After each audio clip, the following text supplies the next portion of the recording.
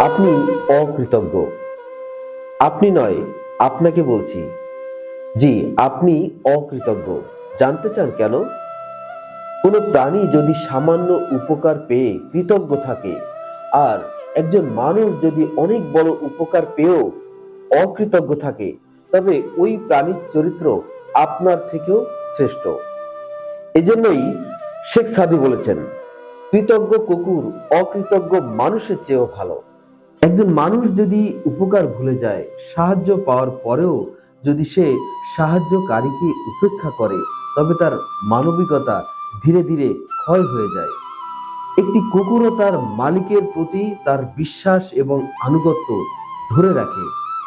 অর্থাৎ, যদি কোনো ব্যক্তি উপকারীর উপকারকে স্মরণ করে এবং কৃতজ্ঞ থাকে, তবে সেই ব্যক্তির চরিত্র উত্তম চরিত্রের হয়। জন্মগতভাবে মানুষ সৃষ্টির সেরা হলেও আমাদেরকে কিন্তু আচরণ, নীতি, নৈতিকতা দিয়ে প্রমাণ দিতে হয়।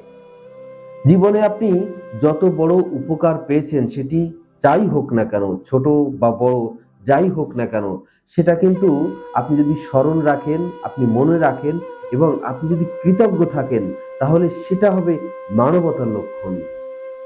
প্রকৃতপক্ষে কুকুর যদি কৃতজ্ঞ হয় আর মানুষ যদি না হয়, তাহলে ওই যে প্রাণীটি, ওই প্রাণীটি তার যে চরিত্র এবং তার যে নীতি নৈতিকতা, সেটি কিন্তু মানুষের থেকেও উত্তম।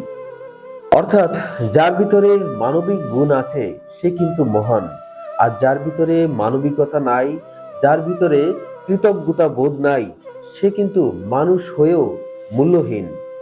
অর্থাৎ, কৃতজ্ঞতা এমন একটি গুণ, যে গুণ কখনো কখনো মানুষকেও প্রাণীর থেকেও ছোট করে দিতে পারে।